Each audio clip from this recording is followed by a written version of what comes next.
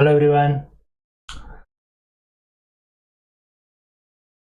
Finally હવે આપણે start કરીશું chapter number 4 cache flow statement, જે આપણો યુનિટ નંબર 3 છે, મેનેજમેન્ટ એકાઉન્ટિંગ 1. ઓકે, ત્યાં સુધી આપણે યુનિટ 1 યુનિટ 2 ના બધા ચેપ્ટર કમ્પ્લીટ કર્યા અને હવે unit number 3 cache flow statement. Cache flow statement એટલે કેશનો ઇનફ્લો અને આઉટફ્લો. કોઈપણ બિઝનેસ એન્ટિટીની અંદર રોકડની આવક કેટલી અને જાવક કેટલી થાય છે, કઈ પ્રવૃત્તિ દ્વારા રોકડની આવક થાય છે અને કઈ પ્રવૃત્તિ દ્વારા રોકડની જાવક થાય છે અને કેટલી રોકડનો ક્યાં ઉપયોગ થાય છે, એ દર્શાવતું એક સ્ટેટમેન્ટ તૈયાર કરવામાં આવે છે, જેને કહેવાય કેશ ફ્લો. કંપનીઝ માટેના આપણે જો વિચારીએ તો કંપનીઝ માટે કેશ ફ્લો સ્ટેટમેન્ટ છે એ હવે કમ્પલસરી થઈ ગયું, બરાબર છે. તો ચેપ્ટર શરૂઆત કરતા પહેલા થોડું આપણે કેશ ફ્લો ઇન્ટ્રોડક્શન જોઈ લઈએ, બરાબર છે. કેશ ફ્લો સ્ટેટમેન્ટનો મિનિંગ શું છે, કેશ ફ્લો સ્ટેટમેન્ટ શા માટે તૈયાર કરવામાં આવે છે અને કઈ રીતે તૈયાર કરે છે, આમાંથી પણ તમને ફ્રેન્ડ્સ 14 માર્કનો એક ક્વેશ્ચન આવે છે. બે લેક્ચર આજે જે છે એ ખૂબ જ ઇમ્પોર્ટન્ટ છે, એના અંદર આપણે ક્વેશ્ચન પણ લઈશું અને એક ક્વેશ્ચન જે છે એ ક્વેશ્ચન બેઝિકથી ક્વેશ્ચન છે. તો જો આ બેઝિક ક્વેશ્ચન બે તમે કમ્પ્લીટ ધ્યાનથી એક વખત શીખી લેશો તો કેશ ફ્લો સ્ટેટમેન્ટ એકદમ. ત્યાર પછી તમારે જે બીજા ક્વેશ્ચન જે આપણે પ્રેક્ટિસ કરીશું ને એની અંદરથી જે નવા જે એડજસ્ટમેન્ટ 2, 3, 4 નવા જે આવે છે એ જ ખાલી શીખવાના છે. બાકી કેશ ફ્લો સ્ટેટમેન્ટની અંદર અમુક ક્લિયર થઈ જશે આજના બે લેક્ચરની. મેથડ્સ એટલે કે કઈ રીતે કેશ ફ્લો સ્ટેટમેન્ટ તૈયાર કરવું, કઈ રીતે લેઝર એકાઉન્ટ તૈયાર કરવા, કઈ રીતે જનરલ એન્ટ્રીઝ લખવી. બીજી વસ્તુ છે, અમુક ટ્રાન્ઝેક્શન્સ એવા છે કે જે તમને દરેક ક્વેશ્ચનમાં હોય જ છે, તો એ બેઝિક ટ્રાન્ઝેક્શન થઈ ગયા પછી જે તમને દરેક ક્વેશ્ચનમાં આવશે તો પછી એની તો આપણને અસર આવડવી જ જોઈએ, બરાબર છે. તો 14 માર્કનો ક્વેશ્ચન છે, ખૂબ જ અગત્યનો ક્વેશ્ચન છે અને આગળ જ્યારે તમે કોઈ પણ બીકોમ પછી એમકોમ કે MBA પણ કરશો ત્યાં પણ. ચાલો તો સ્ટાર્ટ કરીએ આપણે કેશ ફ્લો સ્ટેટમેન્ટ. સમજી લઈએ પહેલા કેશ ફ્લો સ્ટેટમેન્ટ વિશે થોડું. કેશ ફ્લો સ્ટેટમેન્ટ એટલે કેવું સ્ટેટમેન્ટ છે which showing inflow of cash and outflow of cash during the last year and as a result the balance of cash at the end of the year is known as cash. એટલે અહીંયા આપણી પાસે છે ને last યરની વિગત હશે અને આપણા કરંટ યરની વિગત હશે. બંને યરની ડિટેલ્સના આધારે આપણે ફાઇન્ડ કરીશું, એક સ્ટેટમેન્ટ બનાવીશું કેશ ઇનફ્લો અને કેશ આઉટફ્લો દર્શાવ, બરાબર છે. એટલે અહીંયા એવું કહે છે કે statement showing inflow of cash and outflow of cash during the last year. આ વર્ષે તો શું છે એ ખબર આપણને હજુ પરિસ્થિતિ શું છે ખબર નથી, પણ લાસ્ટ યરમાં કેશ ઇનફ્લો અને કેશ આઉટફ્લો કઈ રીતે થયું એ દર્શાવતું એક આપણું સ્ટેટમેન્ટ, બરાબર છે. ધ ICAI ખૂબ જ ઇમ્પોર્ટન્ટ, અહીંયા એક નાની એવી વાત છે પણ તમને પૂછી શકે છે MCQમાં એમાં અને ખૂબ ઇમ્પોર્ટન્ટ છે. ધ ICAI એટલે CA ઇન્સ્ટિટ્યૂટ જે છે એ ઇસ્યુડ AS3 મતલબ accounting standard 3 for preparing cache flow statement. ICAI દ્વારા એકાઉન્ટિંગ સ્ટાન્ડર્ડ ઇસ્યુ કરવામાં આવે છે, એકાઉન્ટિંગ પોલિસી બધા ધંધાઓ માટે, બધા બિઝનેસીસ માટે, બધી જ કંપની માટે સિમિલર રાખવા માટે. તો એ ICAI-માં એક AS3 બહાર પાડવામાં આવ્યું છે અને જે સ્પેશિયલ કોના માટે બહાર પાડ્યું છે, કેશ ફ્લો સ્ટેટમેન્ટ, બરાબર છે. એના અંદર બધા નિયમો છે કે કઈ રીતે કેશ ફ્લો સ્ટેટમેન્ટ બનાવવું, કોને કમ્પલસરી બનાવવું, કોને બનાવવું. According to Companies Act 2013, it has been made compulsory for all companies to implement all accounting standard issued by the institute. Companies Act 2013 ની અંદર એક નિયમ લાગુ પાડવામાં આવ્યો છે, એક રૂલ્સ છે બનાવવામાં આવ્યો છે કે જેમાં એવું કહેવામાં આવ્યું છે કે દરેક કંપનીએ ઇન્સ્ટિટ્યૂટ એટલે કે ICAI દ્વારા જે પણ AS એટલે કે એકાઉન્ટિંગ સ્ટાન્ડર્ડ ઇસ્યુ કરવામાં આવે દરેક કંપનીને એ ઇમ્પ્લિમેન્ટ લાગુ પડશે, એટલે કે જરૂર એને બધી જ પ્રોવિઝનનું પાલન કરવું પડશે કંપનીઝ માટે, બરાબર છે. અને કંપનીઝ માટે હવે શું થઈ ગયું, આ કમ્પલસરી, કેમ કે AS3 સ્પેશિયલ કોના માટે છે, કેશ ફ્લો સ્ટેટમેન્ટ માટે. કંપની એક્ટમાં એવું કહ્યું કે દરેક કંપનીએ દરેક સ્ટાન્ડર્ડનું પાલન કરવાનું, દરેક કંપની AS3 બનાવે, AS3 પ્રમાણે cash flow.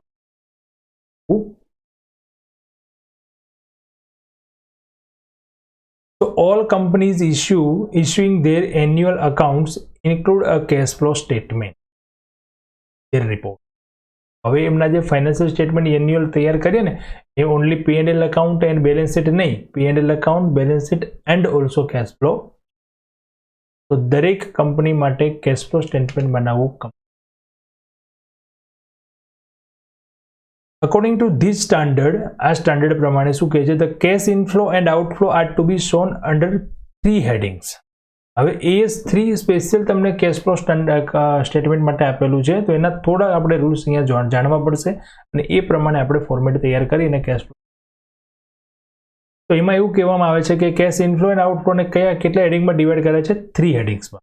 Than first heading is cash flow from operating activity. એક્ટિવિટીના આધારે 3 હેડ કરવામાં આવે છે. ઓપરેટિંગ એક્ટિવિટી એટલે કોઈ પણ બિઝનેસની ઓપરેટિંગ એક્ટિવિટી એટલે શું હોય? મેન્યુફેક્ચર કરવું અને સેલ કરવું, આ એની ઓપરેટિંગ એક્ટિવિટી. જો સર્વિસ પ્રોવાઈડર હશે તો સર્વિસ પ્રોવાઈડ કરવી એ એની ઓપરેટિંગ એક્ટિવિટી હશે. તો ઓપરેટિંગ એક્ટિવિટી મતલબ શું છે? Profit from operation, change in working capital. આજે ખાલી ટ્રાન્ઝેક્શન જોઈએ છે, એના આધારે આપણને ઓપરેટિંગ એક્ટિવિટીમાંથી કેશ ફ્લો કઈ રીતે ફાઇન્ડ કરવો એ ખ્યાલ આવશે. પ્રોફિટ મતલબ શું થયું? સેલ, પરચેસ, એક્સપેન્સીસ, આ બધું એમને પ્રોફિટ મળશે. અને change in working capital, working capital એટલે શું થાય? વર્કિંગ કેપિટલ એટલે working capital is equal to current asset minus current liability. Current asset એટલે debtors, stock, bills receivable, cash, bank, આ કરંટ એસેટ છે. કરંટ લાયબિલિટીમાં શું છે? Creditors, bills payable. તો આ જે છે સીધા ઓપરેશન એટલે કે ઓપરેટિંગ એક્ટિવિટી સાથે સંકળાયેલા છે. જે કન્ટિન્યુટી પ્રોસેસ છે એની વાત કરી, ત્યાંથી આપણને ઓપરેટિંગ એક્ટિવિટી દ્વારા મળતો કેશ ફ્લો અહીંયા મળશે આપણને ફર્સ્ટ હેડિંગમાં. સેકન્ડ હેડિંગ છે એ છે cache flow from investing activity. Investing activity એટલે કંપની પાસે જે ફંડ હશે તો કંપની ઇન્વેસ્ટ ક્યાં કરશે? એસેટ્સમાં ઇન્વેસ્ટમેન્ટ કરશે ક્યાંક, બરાબર. અને એ એસેટ્સનો ઉપયોગ કરી અને મેન્યુફેક્ચરિંગ કરશે અને પ્રોડક્ટ સેલ કરશે અને પ્રોફિટ મેળવશે. તો 2 એક્ટિવિટી અહીંયા ડિવાઈડ કરી દીધી, ઓપરેટિંગ એક્ટિવિટી અને ઇન્વેસ્ટિંગ. ઇન્વેસ્ટિંગ મતલબ શું? તો purchase and sale of fixed asset or investment. બસ ઇન્વેસ્ટિંગ એક્ટિવિટીમાં. Then third one is cash flow from finance activity. Financing activity એટલે નાણાકીય પ્રવૃત્તિઓ. નાણાકીય પ્રવૃત્તિઓ કંપની નાણાં ક્યાંથી મેળવશે? ફંડ ક્યાંથી મેળવશે? તો કંપની પાસે 2 સોર્સ છે. આપણે હવે કંપનીની જ વાત કરીશું, કેમ કે કેશ ફ્લો સ્ટેટમેન્ટ કોને લાગુ પડે છે? કંપનીને. બનાવશે પણ કોણ? કંપની જ. નાના બિઝનેસ વાળા માટે જરૂરી નથી, બરાબર. તો કંપની છે એ કંપનીને ફંડ ક્યાંથી મેળવવામાં આવશે? તો કંપની પાસે 2 રસ્તાઓ છે. કંપની શું કરે? શેર ઇસ્યુ કરે અથવા ડિબેન્ચર, બરાબર. એટલે શેર્સ ડિબેન્ચર ઇસ્યુ કરવાની જે એક્ટિવિટીઝ છે એના દ્વારા જે કેશ ફ્લો મળે છે, અથવા શેર રિટર્ન કરવાથી જે કેશ આઉટફ્લો થાય છે, ડિબેન્ચર રિટર્ન કરવાથી જે આઉટફ્લો થાય છે, એ એક્ટિવિટીઝ અહીંયા આવી ગઈ. કેશ ઇનફ્લો, કેશ આઉટફ્લોમાં કઈ એક્ટિવિટી? ફાઇનાન્સિંગ, બરાબર છે. સો આપણે કહી શકીએ issue of shares or debenture, paid dividend, redemption of shares and આટલી એક્ટિવિટી થઈ ગઈ ફાઇનાન્સિંગ એક્ટિવિટી. તો આ AS3 ની અંદર કેશ ફ્લોને આપણે કેટલા ભાગમાં વહેંચી દીધું? 3 ભાગમાં. ઓપરેટિંગ એક્ટિવિટી, ઇન્વેસ્ટિંગ એક્ટિવિટી અને ફાઇનાન્સિંગ. ઓકે. તો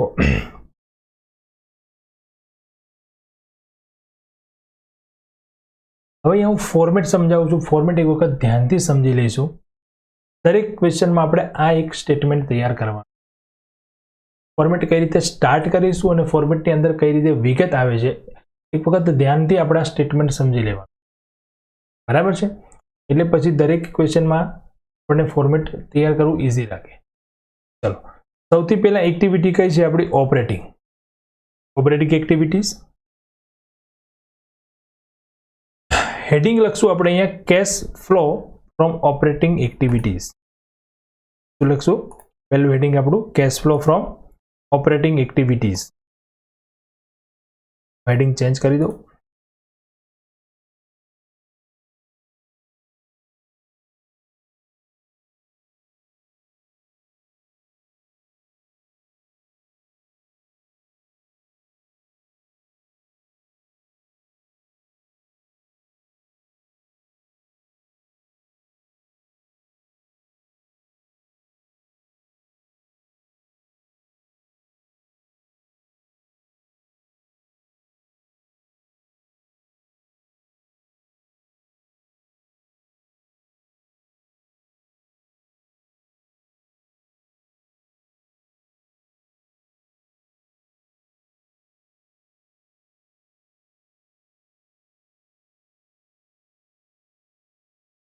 સૌથી પહેલી એક્ટિવિટી આપણી ઓપરેટિંગ એક્ટિવિટી આવશે, જેને આપણે પોઈન્ટ નંબર A કહીશું અને સ્ટાર્ટ ક્યાંથી કરીશું. જો અહીંયા એમાઉન્ટના કોલમ આપણે 3 રાખ્યા છે, બરાબર. એમાઉન્ટના કોલમ કેટલા છે?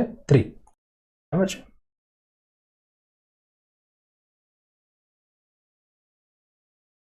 હવે એમાઉન્ટમાં પણ કઈ રીતે લખીએ છીએ એ પણ ધ્યાનથી સમજવાનું છે. સૌથી પહેલા સ્ટાર્ટ કરીશું આપણે પ્રોફિટ એન્ડ લોસથી. પ્રોફિટ એન્ડ લોસ, એક મિનિટ પહેલા તો આપણે જે ક્વેશ્ચન આપેલો છે ને, ક્વેશ્ચનમાં આપણે સ્ટેટમેન્ટ શેના પરથી બનાવીશું? તો સ્ટેટમેન્ટમાં ક્વેશ્ચનમાં આપણને બેલેન્સ શીટ આપેલી અને એડજસ્ટમેન્ટ આપેલા.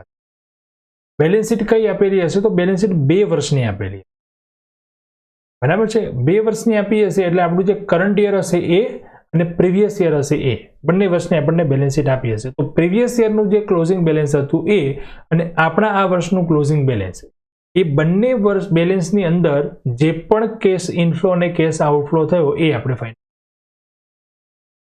અને કેશ ઇનફ્લો અને આઉટફ્લો જે થયો હશે એના કારણે આપણને શું થયું હશે? પ્રોફિટ.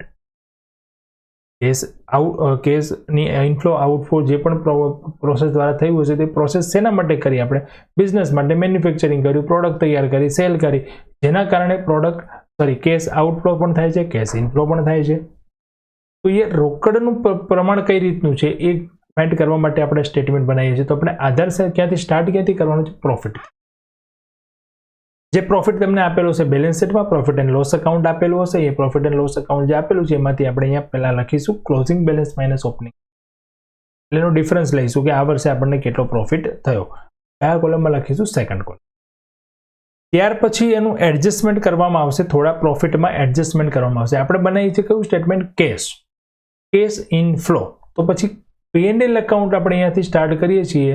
તો P&L એકાઉન્ટમાં એવી કોઈ પણ વિગત જે ડેબિટ સાઇડ આપણે લખી હશે કે જે કેશ નથી, non cash items of in debit to P&L account, જે પણ એવી વિગતો છે કે નોન કેશ, જે રોકડ સિવાયની છે, એ બધી જ વિગતો આપણે અહીંયા પાછી એડ કરી દઈશું. જો હું જે કહું છું એ સમજશો ને તો ફોર્મેટ યાદ રાખવું ઇઝી થઈ જાય. કે એમને 10 વખત વાંચશો તો પણ યાદ નહીં રહે, પણ એક વખત સમજી ગયા તો ક્લિયર. કઈ વસ્તુ એડ કરવાની છે? P&L એકાઉન્ટમાં ડેબિટ સાઇડથી એવી વિગતો જે નોન કેશ છે. નોન કેશ મતલબ રોકડ નથી, રોકડ સિવાયની વિગતો. કઈ રીતે? તો અહીંયા તમને જો P&L એકાઉન્ટમાં સેલરી આપી હોય તો એ કેશમાં તમે ચૂકવી તો જ ત્યાં લખીએ, બરાબર. વેજીસ એક્સપેન્સ, મટીરિયલ એક્સપેન્સ, આ બધા કેશ એક્સપેન્સ છે. જ્યારે ડેપ્રેશિએશન કેશ નથી, એમાં ક્યાં કેશ ઇનફ્લો આઉટફ્લો થાય છે? નથી થતો. પ્રોવિઝન ઓફ ટેક્સ નથી થતું, પ્રોવિઝન ઓફ જનરલ રિઝર્વ નથી થતું, બેડ ડેપ્સ નથી થતું, બરાબર. Goodwill return of. તો આવી ઘણી બધી બાબતો P&L એકાઉન્ટમાં ડેબિટ સાઇડ જે છે જેના કારણે કોઈ કેશ ઇનફ્લો કે આઉટફ્લો થતું નથી, જે આપણે અહીંયા પ્લસ કરી, બરાબર. એટલે અહીંયા હેડિંગમાં લખ્યું the item shown on the debit side of P&L account. Just example માટે અહીંયા મેં લખી છે ડેપ્રેશિએશન આવી શકે, નોન કેશ ટ્રાન્ઝેક્શન્સ આવી શકે, કોઈ પણ પ્રોવિઝન ફોર ટેક્સ આવી શકે, રિઝર્વ આવી શકે, ડિવિડન્ડ આવી શકે. બાકી યાદ શું રાખવાનું છે? Non cash items debit side જે P&L એકાઉન્ટમાં છે. ફોર એક્ઝામ્પલ આટલી છે, આ સિવાય પણ આવી શકે, બરાબર. Preliminary expense, return of goodwill, return of બધું આવી શકે, રિટર્ન ઓફ ઇન્ટેન્જિબલ. આ બધી જે અમાઉન્ટ અહીંયા આપણે પ્લસ કરી દઈશું અને પછી લેસ શું કરશો? The item shown on the credit side of P. નફા નુકસાન ખાતાની જમા બાજુ એવી કોઈ વિગતો છે કે જે નોન કેશ છે એ આપણે અહીંથી બાદ કરી દઈએ, બરાબર છે. કઈ કઈ વિગત આવી શકે ત્યાં? તો profit on cell of asset. Operating activity નથી ને, મિલકતના વેચાણમાંથી નફો થયો, ઓપરેટિંગમાંથી આપણને ઇન્કમ મળી નથી, સો માઇનસ કરી દઈશું. નોન કેશ અથવા ઇન્વેસ્ટમેન્ટ સેલ કર્યું હોય એટસેટ્રા આપણે અહીંથી બાદ કરી દઈએ. હવે ક્વેશ્ચન અહીંયા એ થાય કે સર તમે કીધું કે ક્વેશ્ચનમાં તો આપણને બેલેન્સ શીટ આપેલી હશે, P&L એકાઉન્ટ આપેલું નહીં હોય તો આ બધી વિગતો આપણે ક્યાંથી ફાઇન્ડ કરીએ? તો બેલેન્સ શીટની સાથે સાથે આપણને એડજસ્ટમેન્ટ આપેલા હશે અને એ એડજસ્ટમેન્ટ જે આપેલા હશે એમાં એડજસ્ટમેન્ટ પરથી આપણને ખ્યાલ આવશે કે આ રકમ P&Lમાં ડેબિટ કરી છે, આ રકમ ક્રેડિટ કરી છે, એ ફાઇન્ડ કરવાની. એ પછી આપણે એડજસ્ટમેન્ટમાં જે વિગત આપેલી હશે. ચલો આટલી કેલ્ક્યુલેશન કરી એટલે આપણને અહીંયા જે મળશે એ ગણાશે આપણો profit before change in working capital. Working કેપિટલમાં ફેરફાર કર્યા પહેલાનો અહીંયા જે પ્રોફિટ હતો ઓલરેડી બેલેન્સ શીટમાં એ પ્રોફિટને આપણે એડજસ્ટ કર્યો, જેમાંથી આપણે કેશ સિવાયની બધી વિગતો હતી અને ઓપરેશન સિવાયની જે વિગતો હતી એ દૂર કરી, મતલબ એની રિવર્સ એન્ટ્રી આપી. જે ડેબિટ સાઇડ તમે પ્રોફિટ ઘટાડ્યો હતો એટલો પ્રોફિટ પાછો વધાર્યો, જે ક્રેડિટ સાઇડ પ્રોફિટ વધાર્યો હતો એટલો પ્રોફિટ પાછો શું કર્યો? ઘટાડ્યો. ટૂંકમાં યાદ રાખવાનું છે કે ડેબિટ સાઇડ P&L એકાઉન્ટ જ્યાં ડેબિટ થાય આપણે અહીંયા શું થશે? એડ. P&L એકાઉન્ટ જ્યાં ક્રેડિટ થાય એ શું થશે? માઇનસ. કઈ?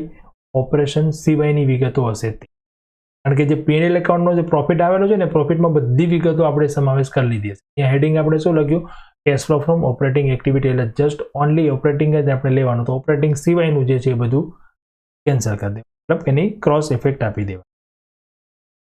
ચલો બીજો છે અહીંયા, એના પછી ચેન્જ ઇન વર્કિંગ કેપિટલ. હવે વર્કિંગ કેપિટલમાં ચેન્જીસ કઈ રીતે કરશો? તો વર્કિંગ કેપિટલ એટલે શું? તો વર્કિંગ કેપિટલ એટલે આપણે જોયું current asset minus current liability. તો કરંટ એસેટમાં જે પણ ફેરફાર થાય છે એ ફેરફાર શેમાં થાય છે? વર્કિંગ કેપિટલમાં, જેના કારણે પણ કેશ ઇનફ્લો આઉટફ્લો થશે. બરાબર છે. હવે જો અહીંયા ડિક્રીઝ ઇન કરંટ એસેટ મેં લખ્યું, તો લખ્યું ડિક્રીઝ ઇન કરંટ એસેટ. પહેલા સમજી લો આખું શું કહેવા માંગુ છું.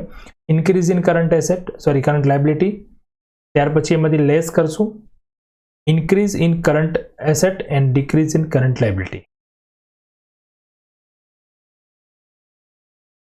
બરાબર છે. આ શું છે પહેલા સમજી.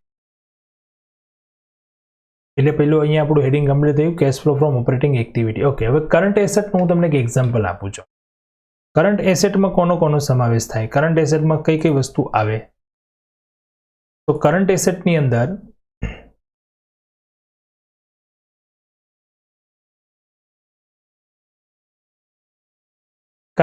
અંદર સપોઝ માની લો કે આપણું ડેટર્સ કરંટ એસેટ છે.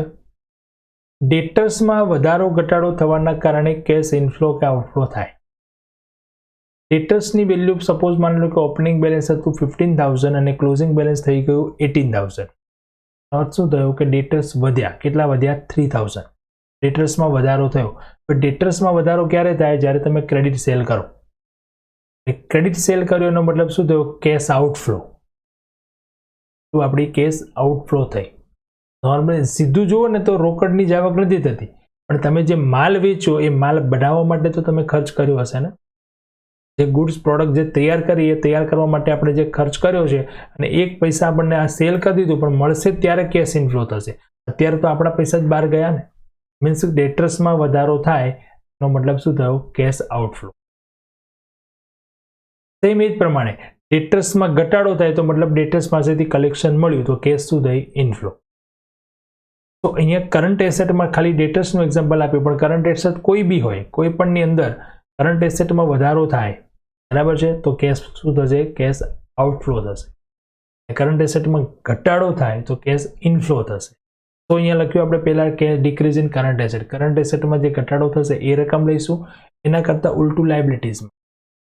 એક્ઝામ્પલ લઈએ આપણે ક્રેડિટર્સનું. ક્રેડિટર્સ 10,000 હતા અને 15,000 થઈ ગયા, મતલબ 5,000 વધ્યા, ઇન્ક્રીઝ થયા. એનો મતલબ શું થયો? આપણે પરચેસ કર્યું હશે ક્રેડિટ, એટલે આપણી પાસે સ્ટોક આવ્યો પણ પૈસા ગયા નથી. સ્ટોક તો આવ્યો ને એટલો, મતલબ એ શું થયું? કેશ,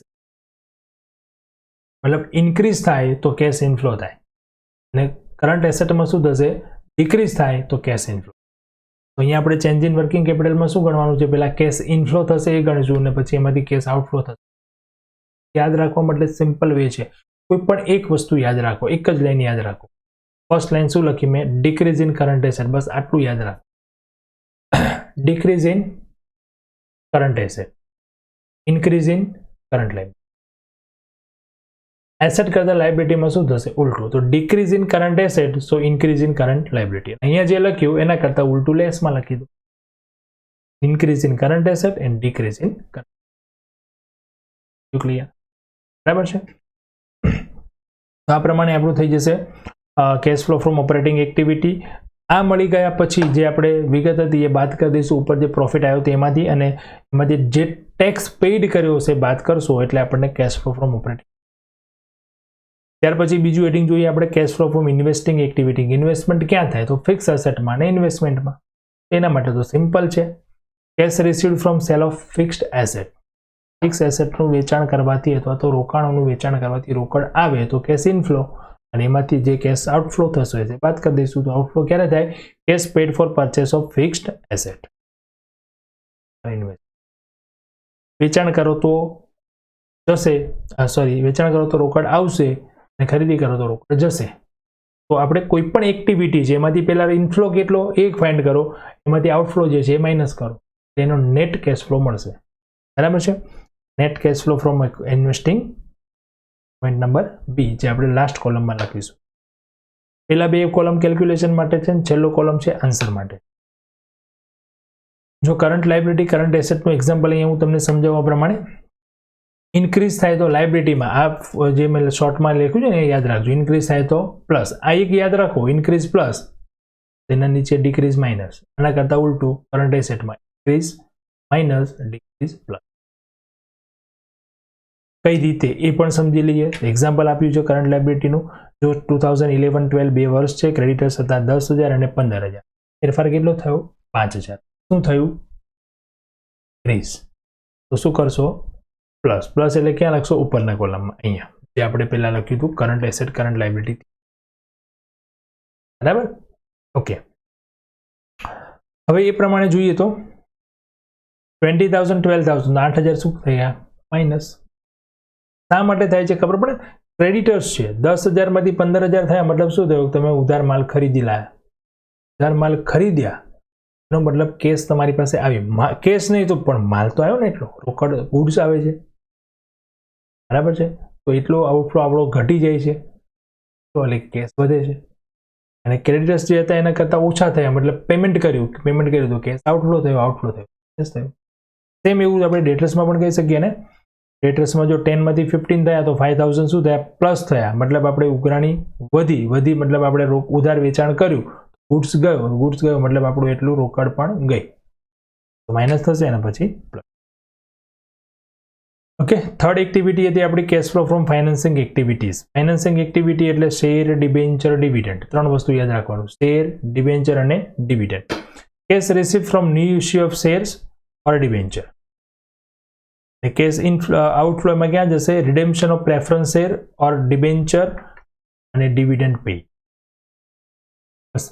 ઇન્વેસ્ટિંગમાં અને ફાઇનાન્સિંગમાં 2-3 પોઈન્ટ જ છે, યાદ ક્યાં રાખવાનું છે? મેઇન ફર્સ્ટ પોઈન્ટ છે આપણો, પોઈન્ટ નંબર એ. ઓકે. હવે 3 વસ્તુ થઈ ગયા પછી આપણને મળશે અહીંયા cash flow from financing activity. હવે ત્રણેય A plus B plus C ત્રણેયનું ટોટલ કરીએ એટલે આપણને મળે કેશ ઓર કેશ ઇક્વિવેલન્ટ. એમાં આપણું ઓપનિંગ બેલેન્સ આપણે પ્લસ કરી દેવાનું અને જે આન્સર મળશે એ આપણો આન્સર હશે closing balance of cash or bank. બેંકનું ક્લોઝિંગ બેલેન્સ જે છે એ આપણો આન્સર આવી જવો જોઈએ. બરાબર છે. આન્સર બી તમને અહીંયા તરત જ મેચ થઈ જશે.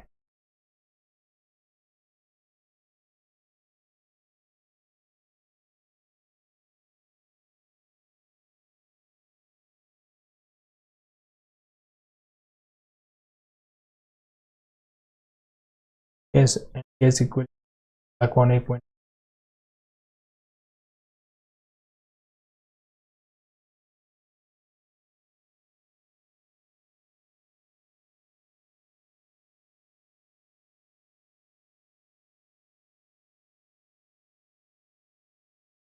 ઓકે.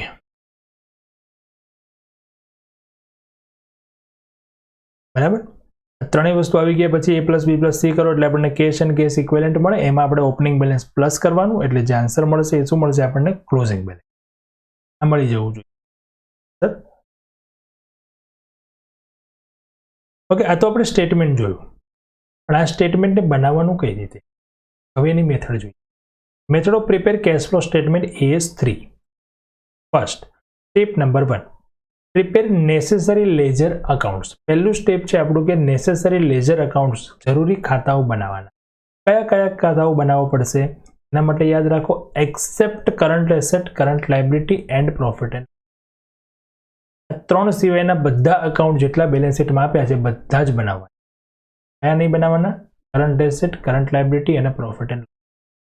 કરંટ એસેટમાં કયા કયા વસ્તુ આવી શકે? તો કરંટ એસેટમાં બિલ્સ રિસીવેબલ આવે, ડેટર્સ આવે, સ્ટોક આવે, પ્રીપેડ એક્સપેન્સ આવે અને કેશ બેંક.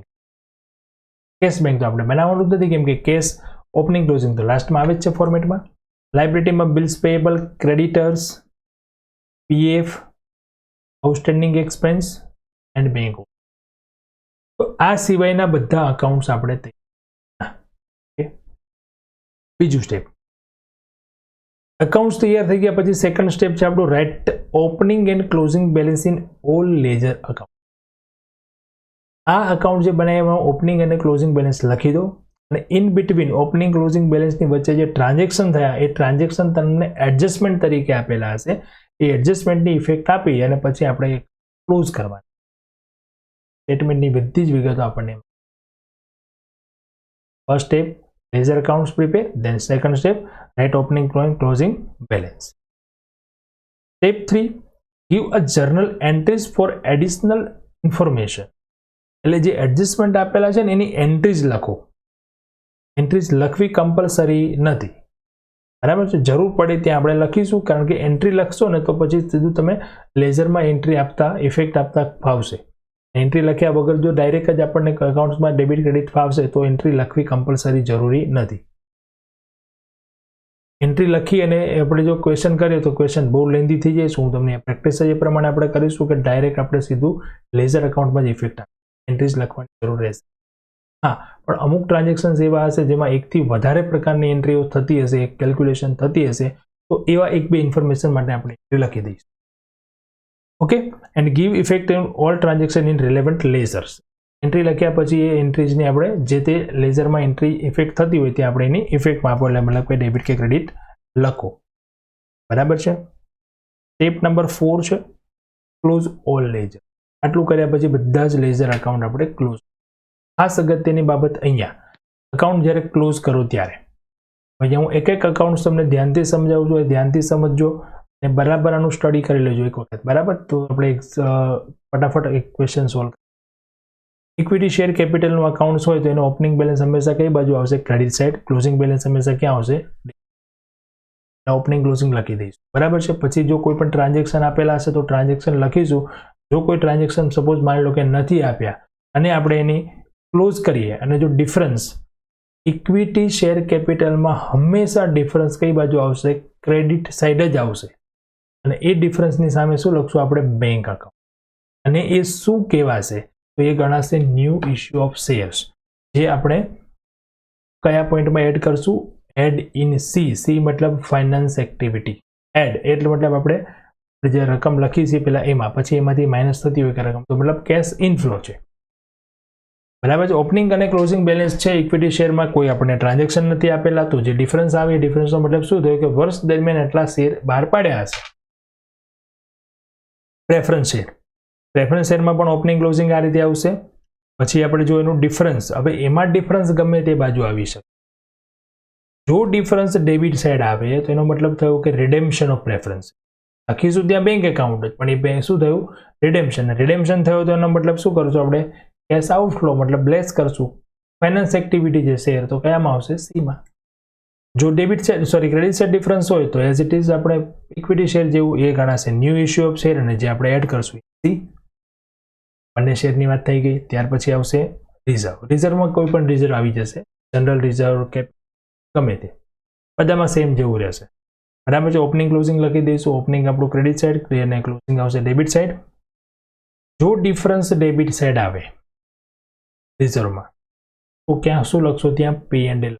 હવે જો અહીંયા યાદ રાખો, પી એન્ડ એલ એકાઉન્ટ આવ્યો એનો મતલબ જો તમે આની એન્ટ્રી લખો તો શું લખો? Reserve account debit to P and.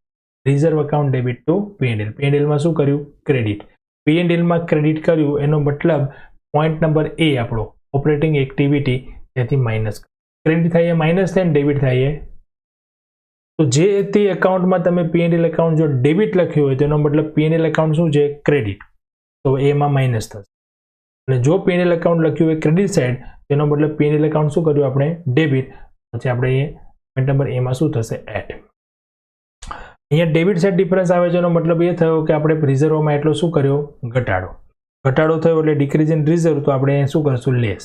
ત્યાંથી એ સી લખ્યું છે, સી ની આવટ એ. કરેક્શન કરી દો પછી રહી જશે તો પ્રોબ્લેમ થશે.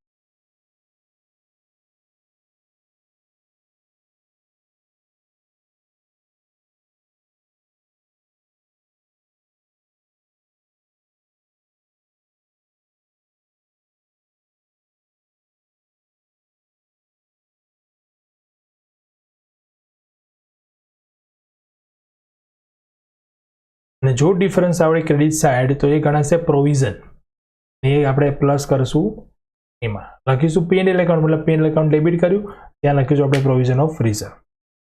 પ્રોવિઝન ફોર ટેક્સ પણ સેમ થશે, પણ અહીંયા પેમેન્ટ આવશે, ઓપનિંગ ક્લોઝિંગ તો એ પ્રમાણે આવશે આપણું. જો ડિફરન્સ આવે આપણો કઈ બાજુ ડેબિટ સાઇડ, તેનો મતલબ કે આપણે એટલો ટેક્સ પેઇડ કર્યો, એટલે લખીશું બેંક એકાઉન્ટ અને એમાં શું લખશું પેમેન્ટ ઓફ ટેક્સ, જે પણ પોઈન્ટ એમાં આપણે છેલ્લે લેસ કરીએ છીએ ત્યાં આવશે. ત્યાર પછી ક્રેડિટ સાઇડ P&L એકાઉન્ટનો ડિફરન્સ જો આવે તો પણ એમાં P&L એકાઉન્ટ લખશું, અને પણ એ શું ગણાશે પ્રોવિઝન. હવે આ એકાઉન્ટમાં ઘણીવાર એવું બને કે ઓપનિંગ ક્લોઝિંગ બેલેન્સ તો આપેલા જ છે બેલેન્સ શીટમાં, હવે તમને પ્રોવિઝન આપી દીધી હશે એડજસ્ટમેન્ટમાં, તો ડિફરન્સ આવશે શું આવશે પેમેન્ટ. જો પેમેન્ટ આપી દીધું હશે તો ડિફરન્સ આવે શું આવશે પ્રોવિઝન. એટલે આવા અમુક એડજસ્ટમેન્ટ તો ફિક્સ જ છે આમાં, જે આપણે ક્વેશ્ચન કરશું એટલે ક્લિયર થતા જશે. બરાબર, એડ કરશું એમાં, right. Debenture account opening closing, ડિબેન્ચરમાં પણ પ્રેફરન્સ શેર જેવું છે. જો ડેબિટ સાઇડ આવે તો મતલબ રિડેમ્પશન, જો ક્રેડિટ સાઇડ આવે તો ઇશ્યુ. બરાબર છે, તો ક્રેડિટ સાઇડ આવે તો પ્લસ થશે, ડેબિટ સાઇડ આવે તો શું થશે માઇનસ. કયા પોઈન્ટ સી માં. પ્રપોઝડ ડિવિડન્ડ, ડિવિડન્ડની પણ પ્રોવિઝન ટેક્સની જેમ પ્રોવિઝન છે અહીંયા.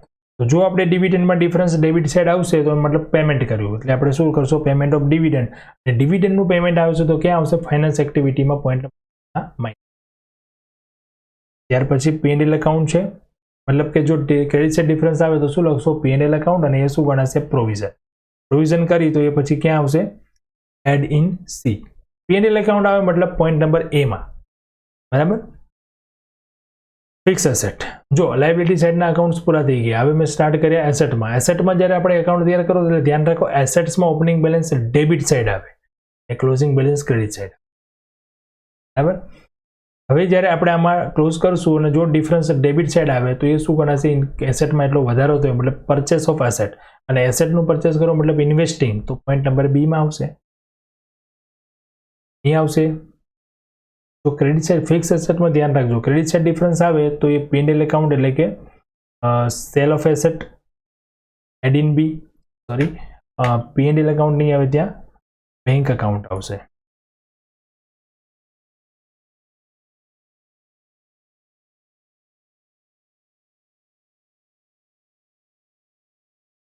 બરાબર. ઘણી વખત ફિક્સ એસેટમાં એવું હશે કે જો ડિફરન્સ ક્રેડિટ સાઇડ આવે ને તો એ ડેપ્રિસિએશન પણ હોઈ શકે. ખાલી ફિક્સ એસેટમાં ખાલી ધ્યાન રાખવાનું, બાકી તો નોર્મલી સેલ પરચેસ હોઈ શકે, પણ જો sometimes difference made in credit side is stated depreciation as per given information, તો એના માટે તમને ઇન્ફોર્મેશન આપી હશે. બરાબર છે. ઇન્ટેન્જિબલ એસેટ ગુડવિલ છે, બરાબર, પાઘડી, ટ્રેડમાર્ક, એમાં પણ ઓપનિંગ બેલેન્સ ક્લોઝિંગ બેલેન્સ. હવે એમાં જો ડિફરન્સ આવે આપણો કઈ સાઇડ ડેબિટ સાઇડ તો એ પરચેસ ગણાશે, અને જો ક્રેડિટ સાઇડ આવે તો રિટર્ન ઓફ ગણાશે. ધ્યાન રાખો, ક્રેડિટ સાઇડ આવે તો સેલ નહીં, શું ગણાશે રિટર્ન ઓફ. P&L એકાઉન્ટ આવશે જે આપણે એમાં પ્લસ કરીશું. બરાબર. ઇન્વેસ્ટમેન્ટ એકાઉન્ટ, ઇન્વેસ્ટમેન્ટ એકાઉન્ટમાં ડિફરન્સ જો આવે ડેબિટ સાઇડ તો પરચેસ ગણાશે, અને ક્રેડિટ સાઇડ આવશે તો શું ગણાશે ઇન્વેસ્ટમેન્ટનું સેલ પરચેસ, એટલે આપણે કઈ એક્ટિવિટી થઈ, કઈ એક્ટિવિટી થઈ ઇન્વેસ્ટિંગ એક્ટિવિટી. બરાબર છે. આ પ્રમાણે આપણે તૈયાર કરવાના છે લેઝર એકાઉન્ટ્સ, અને લેઝર એકાઉન્ટમાં એડજસ્ટમેન્ટની એન્ટ્રીઝ આપ્યા પછી આપણે એને ક્લોઝ કરતી વખતે કયા એકાઉન્ટમાં કેટલો ડિફરન્સ આવશે અને એનું સ્ટેટમેન્ટમાં ક્યાં અસર થશે એના વિશે આપણે ખાસ અગત્યની વસ્તુ હવે એક આ એ છે ફિક્સિટી એસેટ, સોરી એક બાકી રહી ગયું, સેમ છે આપણું ગુડવિલ જેવું, અને એમાં ફિક્સિટી એસમાં હંમેશા છે ને ક્રેડિટ સાઇડ ડિફરન્સ આવે, જે હંમેશા રિટર્ન ઓફ જ ગણાય. હવે એક મજાની વાત અહીંયા એ છે કે જો દરેક એકાઉન્ટમાં, હું તમને પહેલેથી ફરીવાર સમજાવું, દરેક એકાઉન્ટમાં પહેલા ક્રેડિટ સાઇડ જુઓ. ક્રેડિટ સાઇડ શું છે add add add add. Credit side જ્યાં જ્યાં ડિફરન્સ આવે છે ને ફ્રેન્ડ્સ, એ બધામાં શું કર્યું છે એડ જ કર્યું. મતલબ ક્રેડિટ સાઇડ ડિફરન્સ આવે અકાઉન્ટ્સ કોઈ બી હોય એ જે તે હેડિંગમાં એડ જ થશે. હવે તમારે યાદ રાખવાનું શું રહ્યું કયા હેડિંગ, તો શેર્સ હોય, ડિબેન્ચર્સ હોય તો એ કયા હેડિંગમાં આવે, શેર કે ડિબેન્ચર હોય તો કયા હેડિંગમાં આવશે सीમાં એટલે કે ફાઇનાન્સિંગ એક્ટિવિટીમાં એસેટ હશે, ઇન્વેસ્ટમેન્ટ હશે તો કયા હેડિંગમાં આવશે? ઇન્વેસ્ટિંગમાં. P&L હશે તો કયા હેડિંગમાં આવશે? બરાબર છે. તો ડેબિટ ક્રેડિટ જે થઈ ગયું અકાઉન્ટ્સમાં એન્ટ્રી આપતા પણ આપણને આવડી જશે. પ્લસ માઇનસ માટે પણ તમને મેં શોર્ટકટ આપી દીધું. પ્લસ માઇનસ માટે પણ શું યાદ રાખવાનું છે? પ્લસ માઇનસ માટે પણ જસ્ટ અહીંયા એક તમને હું શોર્ટમાં લખાવી દઉં, એ તમારે યાદ રાખવાનું છે કે જે પણ ડિફરન્સ આપણો ક્રેડિટ સાઈડ આવે છે એ શું થશે? જે તે હેડિંગમાં પ્લસ થશે અને જો ડેબિટ સાઈડ આવે તો હેડિંગમાં શું થશે? કયા હેડિંગમાં આવશે? તો એના માટે આપણે લાયબિલિટીઝ એસેટથી બેલેન્સ શીટમાંથી સ્ટાર્ટ કરીએ. બેલેન્સ શીટમાં પહેલાં આવે ઇક્વિટી શેર પ્રેફરન્સ. તો ઇક્વિટી શેર અને પ્રેફરન્સ શેર બંને આવે તો એ કયા એક્ટિવિટીમાં આવે? ફાઇનાન્સ. પછી શું આવે? રિઝર્વ. તો રિઝર્વ આવે તો પછી એ ક્યાં આવે? P&L એકાઉન્ટમાં. રિઝર્વમાં વધઘટ થાય એની અસર ક્યાં આવે? P&Lમાં. P&Lમાં આવે મતલબ એ કયા હેડિંગમાં આવે? એમાં. ત્યાર પછી શું આવ્યું? ડિબેન્ચર. ડિબેન્ચર પણ ક્યાં આવી જાય? ફાઇનાન્સ એક્ટિવિટીમાં. Point number. હવે આવી જઈએ ક્યાં? Asset side. તો એસેટમાં શું આવે? Fix asset. ફિક્સ એસેટમાં સેલ પરચેસ કે જે પણ કંઈ આપણે કરીએ તો એ ક્યાં આવશે? આપણી એક્ટિવિટી કઈ આવી જશે? એના પર જે ડેપ્રેશિએશન આવશે તો ડેપ્રેશિએશન ક્યાં આવશે? પોઈન્ટ એમાં. ઇન્વેસ્ટમેન્ટ. તો ઇન્વેસ્ટમેન્ટ પણ ક્યાં આવી જશે? ઇન્વેસ્ટમેન્ટ એક્ટિવિટીમાં. બરાબર છે. પણ યાદ રાખો એ આપણું રાખી શકાશે અને એકાઉન્ટ્સમાં એન્ટ્રી આપ્યા પછી આપણે ફોર્મેટ કઈ રીતે તૈયાર કરવું એ પણ આપણે રાખી શકીએ. ઓકે, નેક્સ્ટ લેક્ચરમાં આપણે હજુ આગળ વધીશું અને ક્વેશ્ચન આપણે કરશું આગળ. Okay, thank you and God bless.